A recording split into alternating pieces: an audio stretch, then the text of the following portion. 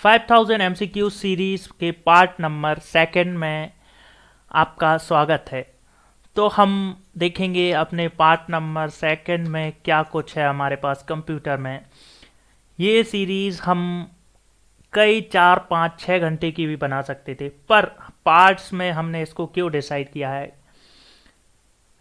हमारे इंसानी दिमाग को 20 25 30 मिनट बाद 2 3 मिनट का रेस्ट चाहिए पड़ता है, क्योंकि हमारा इंसानी दिमाग इतने लंबे समय तक इंफॉर्मेशन को एक साथ रिटेन नहीं कर पाता। तो इसको बोलते हैं पोमोडोरा टेक्निक। इसलिए हमने इस सीरीज को पार्ट में डिवाइड किया है। Which of the following is the smallest and fastest computer imitating brain working. अब देखिए, इमिटेटिंग ब्रेन वर्किंग का मतलब, फर्स्ट सबसे पहले अपने दिमाग में ग्रैब करिए कि सोचिए अपने दिमाग में कि इसका आंसर, क्या वो सुपर कंप्यूटर है, क्या वो परम है, क्या वो क्वांटम कंप्यूटर या आईबीएम चिप। सुपर, परम, ये सब चीज़ें हम आपको पहले पार्ट नंबर फर्स्ट में बता चुके हैं। तो हमारा आंसर क्या है, फर्स्ट आपको सोचना है। हमारा आंसर है क्वांटम कंप्यूटर। अब क्वांटम कंप्यूटर क्या होता है? क्वांटम कंप्यूटर, इसको बोला है which of the following is the smallest and fastest computer imitating brain working. Imitating brain working का मतलब क्या होता है? नकल कौन करता है? क्वांटम कंप्यूटर आज की दुनिया में सबसे खतरनाक और सबसे तेज क्वांटम कैलकुलेशन के लिए जाने जाते हैं। देखिए, एक होता है micro, mini, super, and then उसके बाद micro, mini, mainframe and super computer के बाद स्थान लगता है क्वांटम कंप्यूटर का। क्वांटम कंप्यूटर बड़े ही कॉस्टली होते हैं, बहुत ज़्यादा, और इनमें एटम्स के इस्तेमाल किया जाता है चिप्स के स्थान पर। एटम्स, अब ये इसको डेवलप किया था रिचर्ड फेमन ने। और क्योंकि एटम हर जगह है, तो कैलकुलेशन करने में उसको और भी ज़्यादा आसानी होती है quantum computers. Imitating brain working का मतलब क्या होता है? नकल करना। क्वांटम कंप्यूटर नकल करते हैं और खुद से ही सीखते रहते हैं, कॉपी करते रहते हैं, इसलिए इसका नाम है imitating brain working. Which of the following is the smallest and fastest computer imitating brain working? Quantum computer. Quantum computer पे अभी शोध चल रहे हैं, लगभग 1000 से भी कम लोग पूरी दुनिया में इस पर शोध कर रहे हैं। तो देखिए, हमारा जो कंप्यूटर रहता है बाइनरी नंबर 1 और 0, इस पर काम करते हैं हमारे कंप्यूटर। अब क्वांटम कंप्यूटर में क्या विशेषता है? ये या तो कंप्यूटर 1 पर जाएगा इंफॉर्मेशन के लिए, या 0 पर।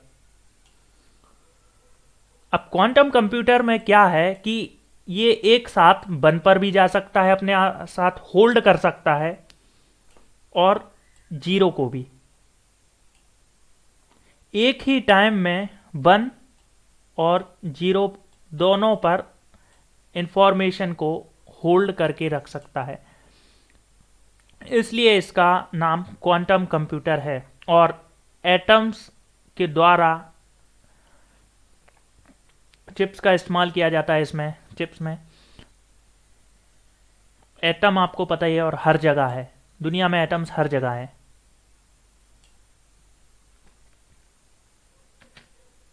ये है हमारा क्वांटम कंप्यूटर। बहुत ज़्यादा कॉस्टलियर होता है ये क्वांटम कंप्यूटर। ये हमारे गूगल के सीईओ सुंदर पिचाई।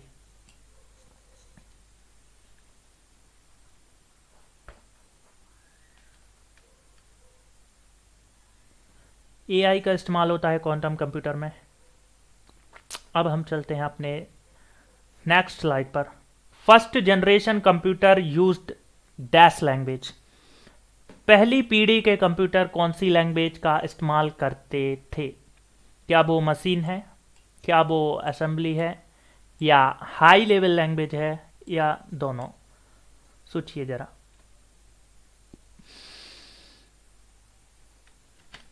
हमारा आंसर है ए। पहली पीढ़ी के कंप्यूटर मशीन लैंग्वेज का इस्तेमाल करते थे। सेकंड जनरेशन में असेंबली लैंग्वेज, और थर्ड में high level language, high level language का मतलब क्या होता है? हाई लेवल लैंग्वेज होती है जावा,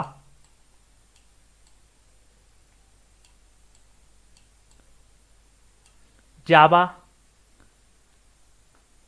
पाइथन, सी प्लस प्लस, ये हाई लेवल लैंग्वेज हैं। देखिए, जो मशीन लैंग्वेज होती है वो 0 और 1 मशीनों के करीब रहती है। हाई लेवल लैंग्वेज क्यों डेवलप हुई? क्योंकि इंसान भी समझ सके, और इंसान हाई लेवल लैंग्वेज में डिजिट्स का इस्तेमाल किया जाता है, जैसे कि कैरेक्टर्स, डिजिट्स, सेमी कॉलन, इन चीज़ों का। और क्योंकि इंसानी दिमाग सोचते हैं कैरेक्टर्स में, तो इनको ज़्यादा तेज़ी से समझ में आती है ये लैंग्वेज, इसीलिए हाई लेवल लैंग्वेज का डेवलपमेंट हुआ है।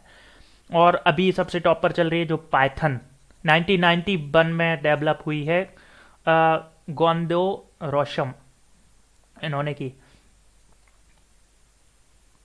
तो मशीन लैंग्वेज, असेंबली लैंग्वेज और हाई लेवल लैंग्वेज, ये तीनों इंपॉर्टेंट हैं। Integrated circuit chips used in computer are made with, IC chips किसकी बनी होती हैं? क्या वो कॉपर है, गोल्ड है, या एल्यूमिनियम, सिलिकॉन या सिल्वर? डायरेक्टली ये क्वेश्चन पूछे जाते हैं। आईसी किसकी बनी रहती है? हमारा आंसर है silicon. IC is made up of silicon. ये हम पार्ट नंबर फर्स्ट में आपको बता चुके हैं पहले ही। और आईसी, इंडिया की सिलिकॉन वैली को बोला जाता है बेंगलुरु, आईसी हब है ये। Chip is a common nickname, chip का कॉमन निकनेम क्या है? क्या वो ट्रांजिस्टर है, रजिस्टर है, सेमीकंडक्टर है, या आईसी है, इंटीग्रेटेड सर्किट? तो हम ज़्यादा टाइम को वेस्ट नहीं करेंगे। चिप्स का कॉमन नाम है आईसी, इंटीग्रेटेड सर्किट। ये है IC, IC chip. PC are considerate fourth generation and contain, बताइए क्या वो इंफॉर्मेशन है, वैक्यूम ट्यूब है, या वो डेटा है, या वो ट्रांज माइक्रो प्रोसेसर है? फोर्थ जनरेशन के कंप्यूटर में किस चीज़ का इस्तेमाल होता था? क्या वो इंफॉर्मेशन, वैक्यूम ट्यूब, डेटा, या माइक्रो प्रोसेसर?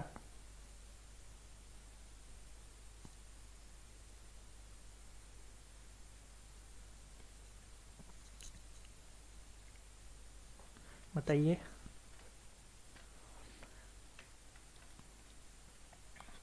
फोर्थ जनरेशन के कंप्यूटर में हमारा इस्तेमाल होता था माइक्रो प्रोसेसर।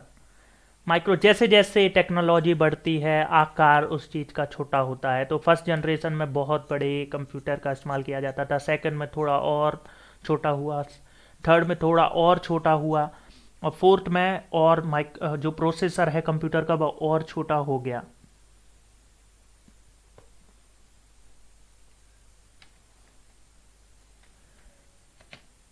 ये है हमारा माइक्रो प्रोसेसर। फर्स्ट जनरेशन के कंप्यूटर में हमारा वैक्यूम ट्यूब का इस्तेमाल होता था, सेकंड में ट्रांजिस्टर, थर्ड में IC chip, IC, and then fourth generation में हमारे इस्तेमाल होने लगे थे microprocessor. Which among the following is are generally costlier, इनमें से सबसे महंगा क्या है? क्या वो सर्वर है, या नोटबुक है, लैपटॉप है, पर्सनल कंप्यूटर है, या मेन फ्रेम कंप्यूटर? हमने आपको बताया क्लासिफिकेशन ऑफ कंप्यूटर्स में server, sorry, laptop, personal computer, main frame computer क्या होता है, बताइए। हमारा है main frame computer. Main frame computer इनमें से सबसे महंगा होता है, और मेन फ्रेम कंप्यूटर सर्वर के लिए जाना जाता है। ये ज़्यादातर इंडस्ट्रीज, सॉरी, कंपनीज यूज़ करती हैं मेन फ्रेम कंप्यूटर को। इसके बाद नंबर आता है सुपर कंप्यूटर का। सुपर कंप्यूटर कैलकुलेशन के लिए जाने जाते हैं, और ये मेन फ्रेम कंप्यूटर जाने जाते हैं ज़्यादातर स्टोरेज के लिए। इनकी स्टोरेज क्षमता बहुत ही हाई रहती है, और ये घरों में इस्तेमाल नहीं होते हैं। तो ये है हमारा मेन फ्रेम कंप्यूटर। ये जो यहाँ पे रखे हुए हैं ये सर्वर है, ये स्टोरेज कैपेसिटी इनकी देखिए, ये कितना बड़ा कंप्यूटर है, किसी एक इंसान के बस की बात नहीं इसको बनाना और खरीदना। The user generally applies to access mainframe और supercomputer. The user generally applies to access mainframe और सुपर कंप्यूटर। बताइए, जो सुपर मेन फ्रेम और सुपर कंप्यूटर रहता है उसके डेटा को एक्सेस करने के लिए किस चीज की जरूरत पड़ती है? क्या वो टर्मिनल है, नोड है, डेस्कटॉप है या हैंड हिल्ड है?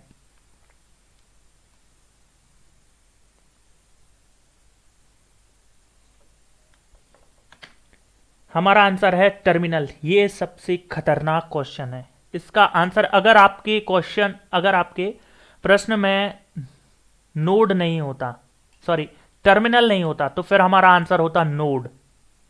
नोड और बेसिकली नोड और टर्मिनल एक ही होता है। तो हमारे क्वेश्चन में है टर्मिनल, तो इसका आंसर टर्मिनल है। तो टर्मिनल क्या होता है फर्स्ट हम ये जानेंगे। एक कंप्यूटर है ये,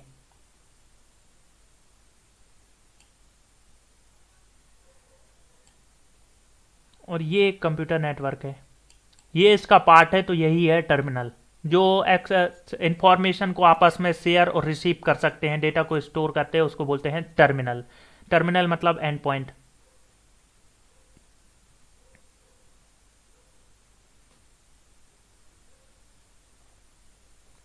समझे?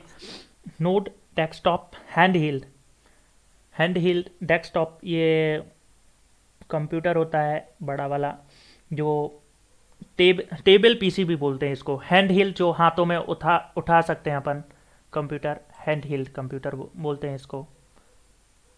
और टर्मिनल हमने अभी बताया आपको, इंफॉर्मेशन की शेयर और रिसीव के लिए जाने जाते हैं ये। देन हमारा नेक्स्ट क्वेश्चन है, which type of computer are used in hospital like ECG and dialysis. ECG और डायलिसिस में किस टाइप के कंप्यूटर का इस्तेमाल किया जाता है? क्या वो डिजिटल है, एनालॉग है, मेन फ्रेम है या हाइब्रिड कंप्यूटर है? ये क्वेश्चन भी हमने आपको क्लासिफिकेशंस ऑफ कंप्यूटर में इसका आपको उत्तर बता चुके हैं हम पहले ही। तो बताइए, क्या वो डिजिटल है, एनालॉग है, मेन फ्रेम है या हाइब्रिड कंप्यूटर है? अगर किसी क्वेश्चन में हम टाइम नहीं देते हैं आप लोगों को सोचने के लिए, तो आपको वहीं पर पॉज करना है स्क्रीन को और उसका उत्तर सोचना है अपने ही दिमाग में। डिजिटल, एनालॉग, मेन फ्रेम या हाइब्रिड कंप्यूटर? हमारा आंसर है हाइब्रिड कंप्यूटर। हाइब्रिड कंप्यूटर मिलके बना होता है, एनालॉग प्लस डिजिटल कंप्यूटर से मिलकर बना होता है हाइब्रिड कंप्यूटर। ये ईसीजी और डायलिसिस मशीन में इस्तेमाल किया जाता है, मेनली हॉस्पिटल में सबसे ज़्यादा इसका इस्तेमाल किया जाता है। एनाइक बॉस, एनाइक क्या है? एक इलेक्ट्रॉनिक कैलकुलेटर, एक मेमोरी डिवाइस या एक इलेक्ट्रॉनिक डिजिटल कंप्यूटर या एन इंजन? हमारा आंसर है एक ENIAC electronic digital computer, ENIAC. इसका फुल फॉर्म है electronic numeric integrator and calculator या computer. The period of second generation computer was. Second generation computer का टाइमिंग क्या था उसका? कब सेकेंड जनरेशन कंप्यूटर का वो समय क्या था? 1946, 58, 56, 63 या 40, 64? बताइए। हमारे सेकेंड जनरेशन कंप्यूटर का टाइम था 1956, 1956 से 1963। बेसिकली फर्स्ट जनरेशन कंप्यूटर 1940, 1940 से 1956 एंड देन सेकेंड जनरेशन लगता है 1956 से 1963 और थर्ड जनरेशन कंप्यूटर 1946 से 1971 and then fourth generation computer 1971 से 1971 से 19 1980।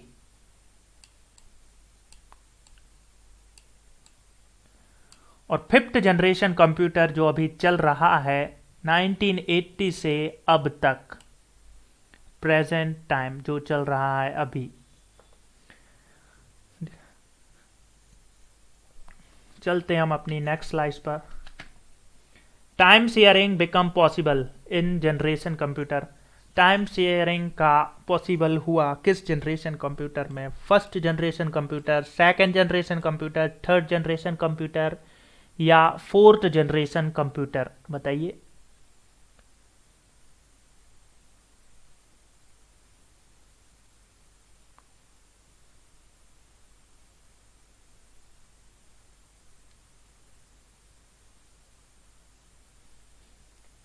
फर्स्ट जनरेशन, सेकंड या थर्ड या फोर्थ? टाइम शेयरिंग, देखिए टाइम शेयरिंग होता है बहुत सारे ऑपरेशंस एक साथ इंटरेक्ट करते हैं सीपीयू से, तो उसको बोलते हैं हम टाइम शेयरिंग, जिसमें हमारा समय का बहुत बचत होता है। तो वो कंप्यूटर का हमारा जनरेशन है सेकंड जनरेशन के कंप्यूटर में टाइम शेयरिंग पॉसिबल हुआ। लाइनक्स और यूनिक्स इसके वो है एग्जाम्पल। UNIX और लाइनक्स LINUX। लाइनक्स एक ओपन सोर्स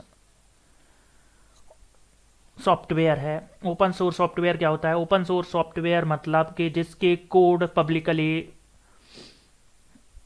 दिए जाते हैं, कोई भी इसमें एडिटिंग कर सकता है और अपने हिसाब से डिजाइन कर सकता है। इसमें सिक्योरिटी बहुत ही हाई होती है। ओपन सोर्स सॉफ्टवेयर बहुत ही अच्छे प्रकार के माने जाते हैं। एक और होता है काली लाइनक्स।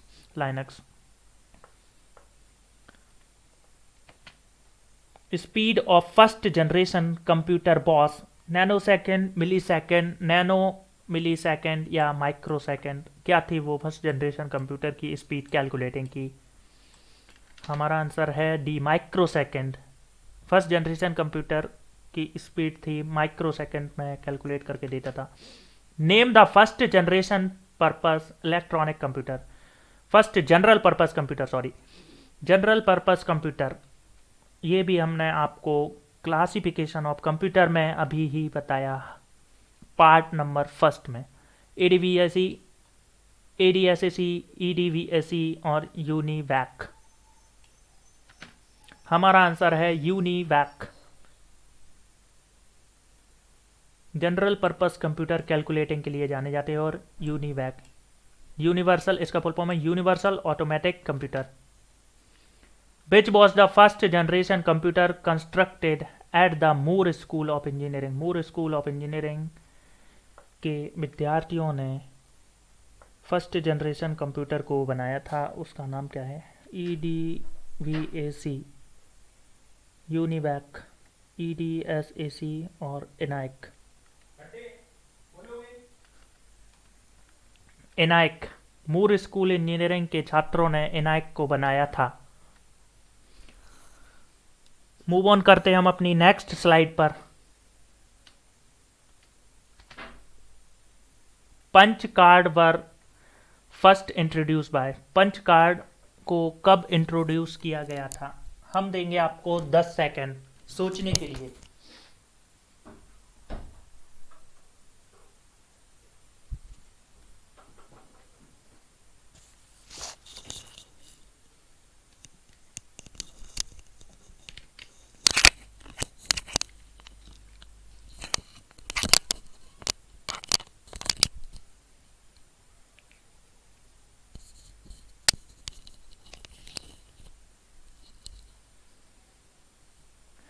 हाँ, पावर, पास्कल, जैकवार्ड या हरमन हॉलरेथ?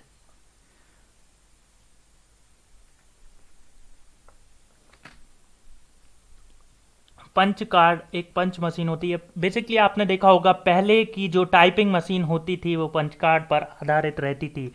इसमें ये जो हमारे साहब हैं वो टाइप कर रहे हैं और यहाँ पे इसकी प्रिंटिंग होके आ रही है। जो हैंड हेल्ड टाइपिंग मशीन रहती थी पहले टाइम की, इसको टाइपिंग मशीन भी बोल सकते हैं। पंच कार्ड, वो हमारा हरमन हॉलरेथ ने डेवलप किया था पंच कार्ड मशीन को। डेटा इसके द्वारा स्टोर किया जाता था।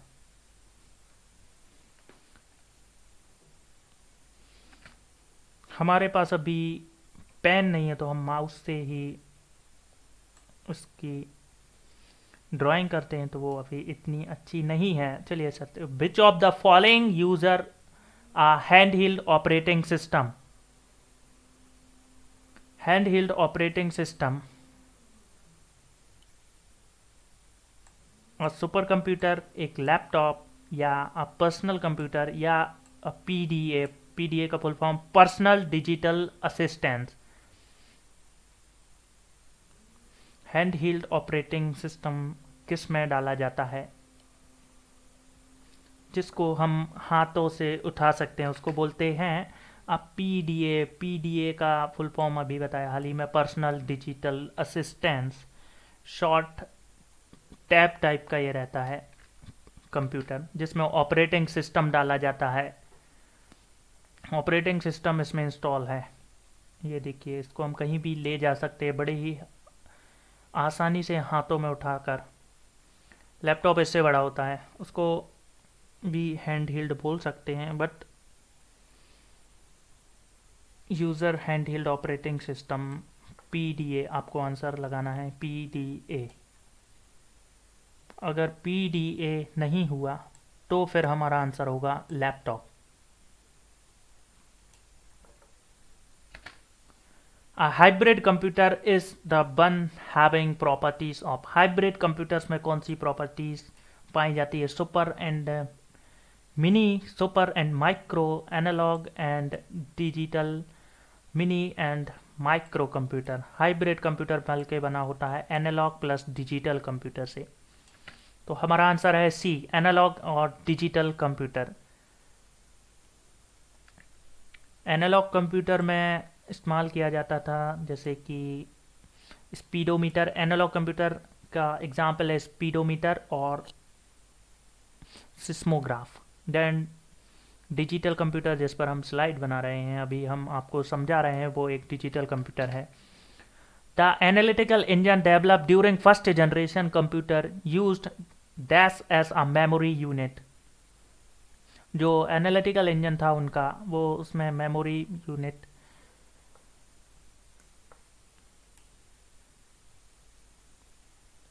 क्या वो रैम है, फ्लॉपीज है, या कार्ड है, या काउंटर व्हील? मेमोरी यूनिट्स क्या थी उसमें? The analytical engine develop during the first generation computer used as a memory.